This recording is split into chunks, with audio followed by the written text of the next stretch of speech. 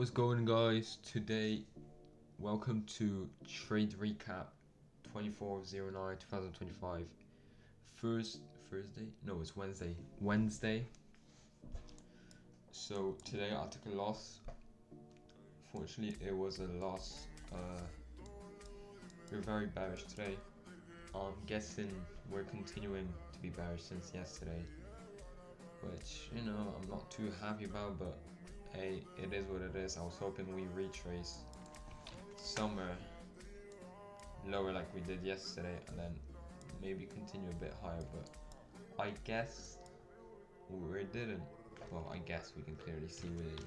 So today I took a loss and I'll show you now the loss. So it was 1% loss on a 10k account. Here I was trying to get a 1 to 4 and I think I was out in like one candle. 2 3 1 2 3. So 19 minutes after market open, well, on market open, Michael is just shitting the bed, and 19 minutes after we got tapped in and left 3 minutes later. So here's a little consolidation as well, as you see, and just continued to go further down. So I'm gonna go over what led me to take this trade. So as I said, I use Wick Theory as my trade model on the 4 hour, and I thought I was bullish as well today, so my buy today, by the way, is bullish. I like the retracement. I thought we were going to retrace a bit higher, maybe then continue to go lower, but no, which I do see potentially why we already went lower. That could be shown like this. So we went into we hit the 0.5 level, the equilibrium, which is obviously quite a strong point. The 0.5 level, any levels on the fib are strong, but 0.5 I believe is a bit stronger because it's showing you a sign for it in discount or premium. So we hit the 0.5. If you know about internal and external liquidity, we're probably going to be looking for internal liquidity to now go higher or lower. Now here we had a fair value gap, 4 hour fair value gap, which nearly got fully filled, but hold on, is this hidden CE? No. Okay. We had the inverse fair value gap. We had this 1 hour breaker. So all of this, just I understand why it would go down. All the confluences connected like a puzzle, and a labeled price to make the lower moves and go way further lower. One moment.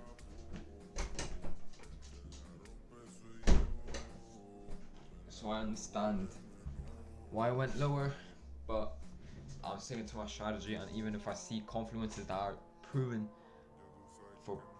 price to go lower, I had my confluences that showed price is going to go higher, if you understand what I mean.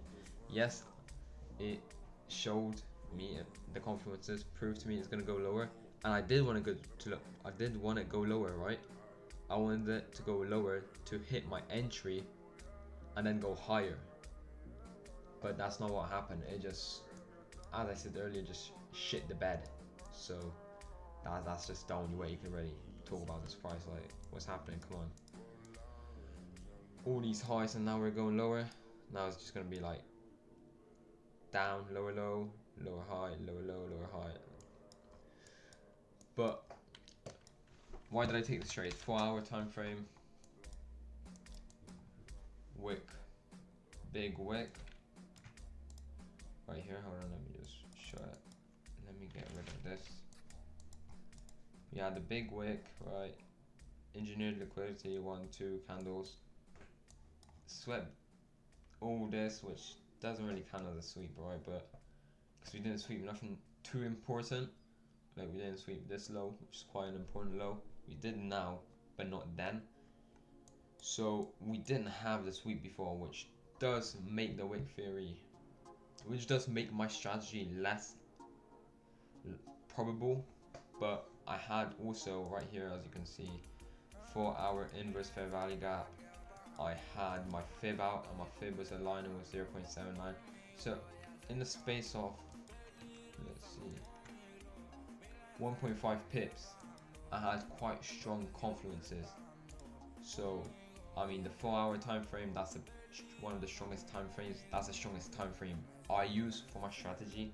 So seeing the inverse fair value gap and the wick theory, or I'm just gonna call it a rejection block happen, it really was like for me, yeah, this is likely to be a probable setup.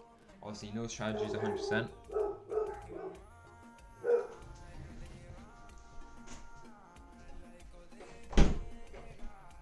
Obviously no strategy is 100%, so I understand that market sometimes will just do its own thing and days like this happen.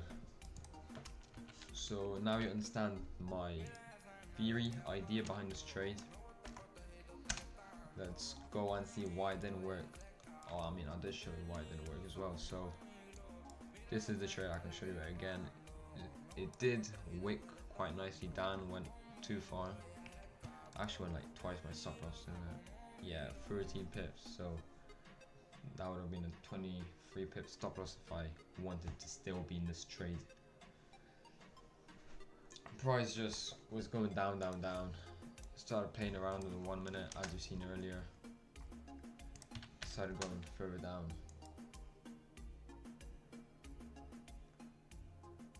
So I was a bit scared when on the 1 minute time frame I seen this very bearish moves down. I got a bit worried and I was like, maybe it was gonna tap and go higher when I seen this little movement, not just straight down wicks.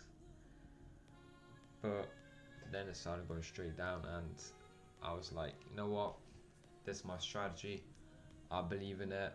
If I lose, I lose, I learn from it. If I win, I win, and I will learn from it as well. So that's pretty much it for today. Today is a quick one, there's not much more I can talk about. I showed you why it's a loss, I showed you why I took the trade. What else really can I say about this? For tomorrow, I can say what I'm looking at tomorrow right now from what's showing me. For tomorrow, I am thinking of price maybe making a retracement a bit higher than continuing and going lower. But for me to make that prediction, I mean, trading is just not prediction, right? With trading, you just have to analyze the market. I cannot tell you what's going to happen tomorrow without seeing the candlesticks a few minutes before. You know, the candlesticks, they tell you a story, right? So they don't tell you a long story in the future, maybe on the daily, but if I want to do trades in a small time frame, which is around 15 minutes time frame, and what I mean by that is when I trade, I want my trades to last around, you know, an hour, less than that, hopefully. Then I have to look at the smaller time frame and the time frame quite before the trade. What can I say else? I mean, it's a loss, it's sad it's a loss. I mean, you have to always try your best. You always have to try and always just take the trade no matter what. Even if you think it's a loss, it's better to take a trade rather than just being there and being scared, because if you're not going to take a trade, you're 100% not going to win. So, you know, you just have to shoot your shot, right? If you shoot your shot all the times, you have a chance of hitting one of them.